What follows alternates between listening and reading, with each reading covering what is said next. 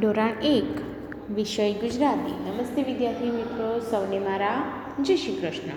આજે આપણે ધોરણ 1માં વિષય ગુજરાતીનો અભ્યાસ કરીશું.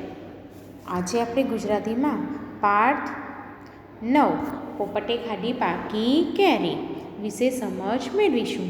પોપટે ખાધી પાકી કેરી. રંગીન અક્ષરો ધ્યાનમાં રાખી બાજુમાં આપેલો ફકરો વાંચો. અહીં રંગીન અક્ષરોને ધ્યાનમાં રાખીને આપણે ફકરાનું વાંચન કરીશું. આ છે મંદિર, સુંદર મંદિર. આ છે મંદિર, સુંદર મંદિર. સાંજ પડે ધજા ફરફરે, સાંજ પડે ધજા ફરફરે. દીવો પ્રગટે ફાનસ સળગે, દીવો પ્રગટે ફાનસ સળગે. યાત્રાળુ આવે યાત્રા થાય, યાત્રાળુ આવે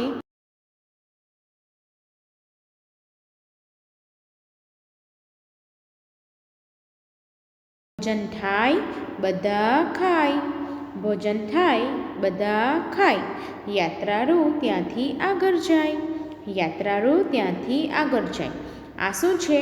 મંદિર છે. મંદિર કેવું છે? ખૂબ જ સુંદર છે. આ મંદિર છે, સુંદર મંદિર છે. સાંજ પડે ધજા ફરફરે, સાંજ પડે એટલે પવનથી ધજા ફરફરે. દીવો પ્રગટે ફાનસ સળગે, સાંજના દીવો પ્રગટાવીએ અને ફાનસ સળગે. યાત્રાળુ આવે યાત્રા થાય. હવે યાત્રાળુ આવે અને યાત્રા થાય. મંદિર યાત્રાધામ કહેવાય. મંદિરને શું કહેવાય? યાત્રાધામ. મંદિરમાં કોણ આવે? યાત્રાળુઓ. જે લોકો આપણે જે મંદિરે દર્શન કરવા જઈએ તો તેને શું કહેવાય? યાત્રાળુઓ કહેવાય. યાત્રાળુ આવે યાત્રા થાય. મંદિર યાત્રાધામ કહેવાય. ભોજન થાય બધા ખાય. ત્યાં શું હોય? ભોજન પણ હોય અને બધા ખાય. યાત્રાળુ ત્યાંથી આગળ જાય. ત્યારબાદ યાત્રાળુ હોય તે ત્યાંથી આગળ જાય. હવે આપણે જોઈએ, રંગીન અક્ષરો ધ્યાનમાં રાખી બાજુમાં આપેલો ફકરો વાંચો. આ છે મંદિર, સુંદર મંદિર. સાંજ પડે ધજા ફરફરે. અહીં ધ લાલ અક્ષરથી આપેલો છે અને ફરફરેમાં ફ પણ લાલ અક્ષરી આપેલો છે. તો અહીં ધજાનો ધ અને ફણસનો ફ. દીવો પ્રગટે ફાનસ સળગે. અહીં ફા પણ લાલ અક્ષરે આપેલો છે. યાત્રાળુ આવે યાત્રા થાય. અહીં યા પણ લાલ અક્ષરે આપેલો છે. મંદિર યાત્રાધામ કહેવાય. યાત્રાધામમાં યા અને ધા લાલ અક્ષરે આપેલા છે. ભોજન થાય બધા ખાય. ભો અને ધા લાલ અક્ષરે આપેલા છે. યાત્રાળુ ત્યાંથી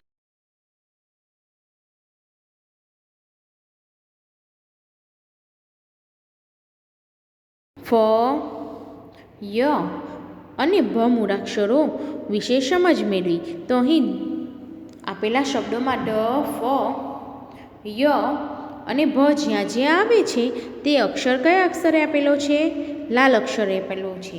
આમ આપેલા ફકરામાં જે શબ્દોમાં ઢ, ફ, ય અને ભ આવે છે તે અક્ષરોને લાલ અક્ષરથી બતાવવામાં આવેલા છે.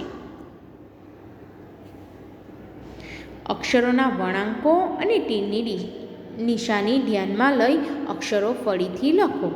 અહીં અક્ષરો આપેલા છે. આપણે તીરની દિશામાં અક્ષર લખવાનું છે. અહીં ભ, ભ, ભ, ઢ, ઢ, ઢ, ય, ય, ફ, ફ અને ફ મૂળાક્ષર આપેલા છે.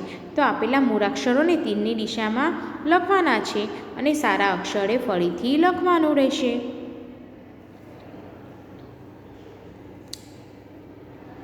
શબ્દની સાથે ચિત્ર અને ચિત્રની સાથે શબ્દ જોડો. નમૂનો આપ્યો છે. અહીં શું આપેલા છે? શબ્દો આપેલા છે, ચિત્રો આપેલા છે અને ત્યારબાદ પણ શબ્દો આપેલા છે. આપણે શબ્દોનું વાંચન કરીએ. ઘડિયાળ, કેરી, ઘોડો, ફિરકી, મૌલવી, સૈનિક. બીજી લાઈનમાં કેરીનું ચિત્ર, ફિરકીનું ચિત્ર, ઘડિયાળનું ચિત્ર, ઘોડાનું ચિત્ર, સૈનિકનું ચિત્ર અને મૌલવીનું ચિત્ર આવેલું છે. અને ત્રીજી લાઈનમાં ફિરકી, ઘોડો, સૈનિક, મૌલવી, ઘડિયાળ અને કેરી શબ્દ આપેલા છે. તો અહીં શબ્દને ચિત્ર સાથે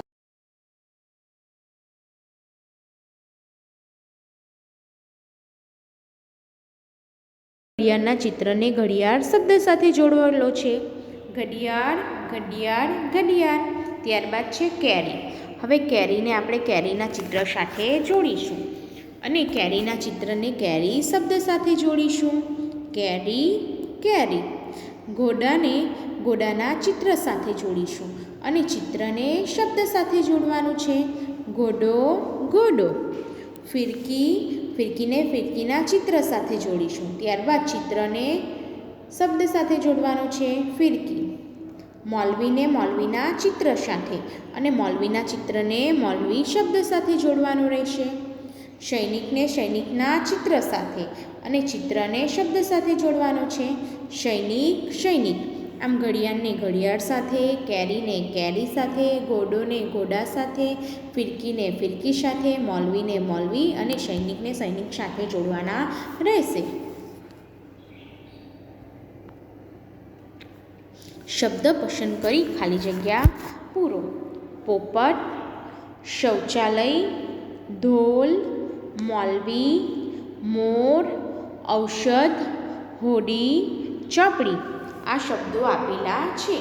આ શબ્દો પસંદ કરીને આપણે ખાલી જગ્યા પૂરીશું. સૌરભ, અહીં ઢોલનું ચિત્ર આપેલું છે. છોકરો શું વગાડતો દેખાય છે? ઢોલ વગાડતો દેખાય છે. સૌરભ ખાલી જગ્યા વગાડે. સૌરભ ઢોલ વગાડે. સૌરભ ઢોલ વગાડે. ખાલી જગ્યા ટેહુંક ટેહુંક બોલે. ચિત્ર શાનું આપેલું છે? મોરનું. તો શું લખીશું? મોર ટેહુંક ટેહુંક બોલે. સૌરભ ઢોલ વગાડે. મોર ટેહુંક ટેહુંક બોલે. વેદરાજ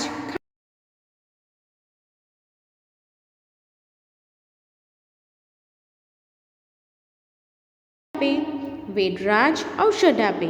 જાહેર ખાલી જગ્યા જરૂરી છે. અહીં ચિત્ર શાનું છે? શૌચાલયનું. જાહેર શૌચાલય જરૂરી છે. વેદરાજ ઔષધ આપે. જાહેર શૌચાલય જરૂરી છે. ખાલી જગ્યા સળસળ તળે. ચિત્ર શાનું આપેલું છે? હોડીનું. હોડી સળસળ તળે. હોડી સળસળ તળે. મોના ખાલી જગ્યા મૂકે છે. અહીં શું છે? ચોપડીનું ચિત્ર આપેલું છે. મોના ચોપડી મૂકે છે. મોના ચોપડી મૂકે છે. હોડી સળસળ તળે. મોના ચોપડી મૂકે છે. ખાલી જગ્યા ડાળ પર બેઠો છે. અહીં શાનું ચિત્ર છે? પોપટનું. પોપટ ડાળ પર બેઠો છે. પોપટ ડાળ પર બેઠો છે. ખાલી જગ્યા નમાજ પઢે છે. મૌલવી. મૌલવી નમાજ પઢે છે. પોપટ ડાળ પર બેઠો છે. મૌલવી નમાજ પઢે છે.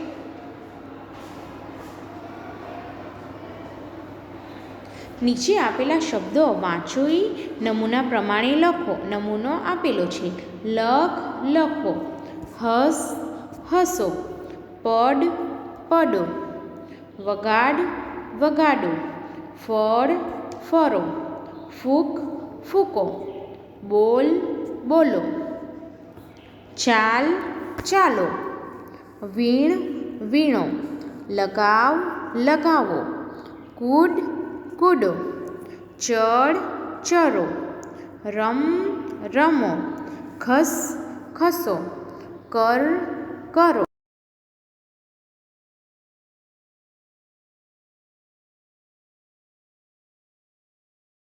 કાઢો. આવ, આવો. લાવ, લાવો. આમ નમૂના મુજબ શબ્દો વાંચી લખવાના રહેશે. લખ, લખો. હસ, હસો. પડ, પડો. વગાડ, વગાડો. ફળ, ફરો. ફૂંક, ફૂંકો. બોલ, બોલો. ચાલ, ચાલો. વીણ, વીણો. લગાવ, લગાવો. કૂદ, કૂદો. ચર, ચરો. રમ, રમો. ખસ, ખસો. કર, કરો. સાંભળ, સાંભળો. ભાગ, ભાગો. બેસ, બેસો. કાઢ, કાઢો. આવ, આવો. લાવ, લાવો.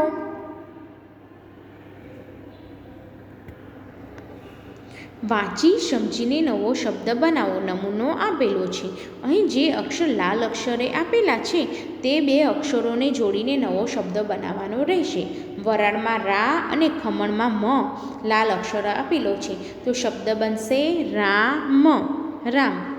લાપસીમાં સી અને શાડીમાં ડી આપેલો છે તો શબ્દ બનશે સીડી, રામ સીડી. નૌકામાં કા અને ચોકરમાં ર શબ્દ લાલ અક્ષરથી આપેલો છે તો શબ્દ બનશે કાર. ખોબો અને સાઠી એમાં બો અને ર શબ્દનો નવો શબ્દ બોર. ધોળો અને કોટન ઢો અને કો શબ્દ લાલ અક્ષરથી આપેલો છે તેથી ધો અને કો શબ્દ જોડતા નવો શબ્દ બનશે ઢોકો. ચોટલો ટોકરી એમાં લો અને ટો લાલ અક્ષરે આપેલો છે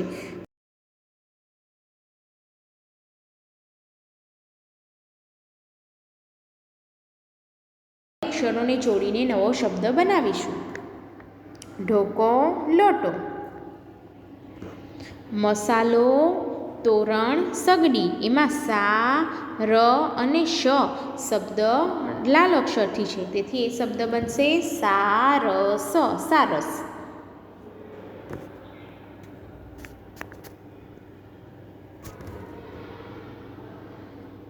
સારસ.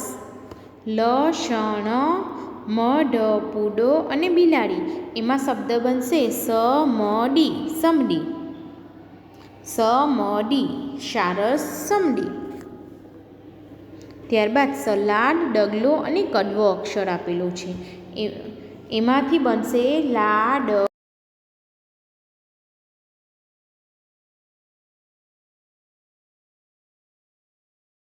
શબ્દ બનશે ડુમાડો. લાડવો, ડુમાડો, લાડવો, ડુમાડો.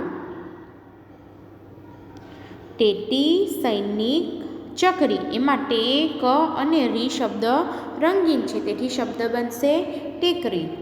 ચોટલી, પાપડ, હોડી એમાં શબ્દ બનશે ચોપડી. આમ આપેલા શબ્દમાં જે અક્ષર લાલ અક્ષરે લખેલા છે તે અક્ષરો જોડીને આપણે નવા શબ્દ બનાવવાના રહેશે. આભાર.